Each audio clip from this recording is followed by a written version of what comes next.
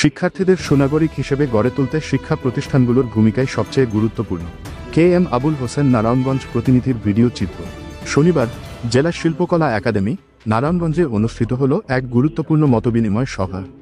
প্রধান অতিথি হিসেবে উপস্থিত ছিলেন অধ্যাপক ডাক্তার চৌধুরী রফিকুল আবরার, মাননীয় উপদেষ্টা, শিক্ষা মন্ত্রণালয়। আয়োজনে ছিলেন জেলা প্রশাসন নারায়ণগঞ্জ, যার লক্ষ্য শিক্ষা ব্যবস্থার উন্নয়নে সবার সম্মিলিত চিন্তাভাবনা। বক্তব্য রাখেন শিক্ষা মন্ত্রণালয়ের সচিব ও মহাপরিচালক এবং মাধ্যমিক ও উচ্চ মাধ্যমিক শিক্ষা বোর্ডের চেয়ারম্যান। নারায়ণগঞ্জের বিভিন্ন শিক্ষা প্রতিষ্ঠানের শিক্ষক ও ম্যানেজিং কমিটির সদস্যরা তাদের গুরুত্বপূর্ণ মতামত তুলে ধরেন। সভা শেষে জেলা প্রশাসনের পক্ষ থেকে প্রধান অতিথিসহ অন্যান্য অতিথিদের সম্মাননা পদক প্রদান করেন জেলা প্রশাসক মোহাম্মদ জাহিদুল ইসলাম মিয়া। অনুষ্ঠানে উপস্থিত ছিলেন নারায়ণগঞ্জের পুলিশ সুপার জনাব প্রত্যুষ কুমার মজুমদার।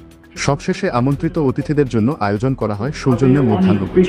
আমাদের শ্রম, আমাদের আমাদের যে কি বলে এনগেজমেন্ট বেশি থাকছে বিশ্ববিদ্যালয়গুলোকে কেন্দ্র করে, যেটা আমরা মোটেই চাই না। আমরা চাই উচ্চশিক্ষার দিকে আমরা অবশ্যই যাবো, একই সাথে সেকেন্ডারি এবং হায়ার সেকেন্ডারিতেও আমরা মনোনিবেশ করব, কিন্তু সেদিক থেকে একটার পর একটা ক্রাইসিস এই বিশ্ববিদ্যালয়গুলোতে হওয়ার কারণে আমরা যে বড় ধরনের কাজ যেগুলো করতে চাচ্ছি সেগুলো থেকে কিছুটা হলেও আমরা অন্যদিকে ধাবিত হচ্ছি।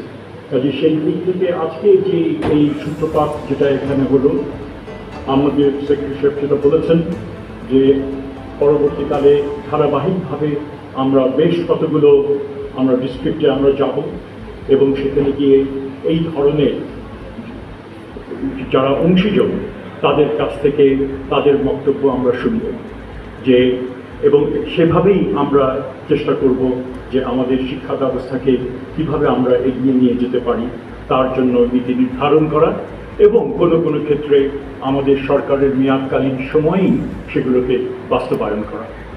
এখানে অনেকগুলো বিষয় এখানে এসছে। ন্যূনতম যেটা কথা আমরা বলতে চাই, যেটা হচ্ছে সময়ের দাবি শিক্ষার ব্যাপারে আমাদের মনোযোগী হবার।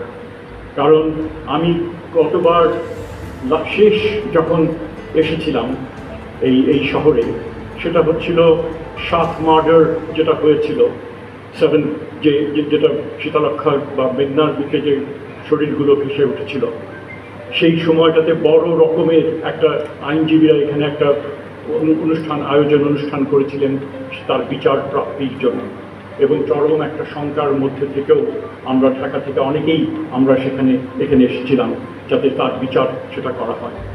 তার পরিবর্তিত পরিস্থিতিতে আজকে আমি আবার এখানে আসতে পেরে নিজেকে ভাগ্যবান মনে করছি, এবং সেই পরিবর্তিত পরিস্থিতি সৃষ্টি হয়েছে এই কারণেই যেটা প্রসঙ্গ যেটা এসেছিল যে আমাদের তরুণেরা তারা আমাদেরকে নাগরিক হিসেবে আবার পুনঃপ্রতিষ্ঠা, তারা আমাদের যে নাগরিক অধিকার সেটাকে তারা পুনঃপ্রতিষ্ঠা করতে সাহায্য করেছে।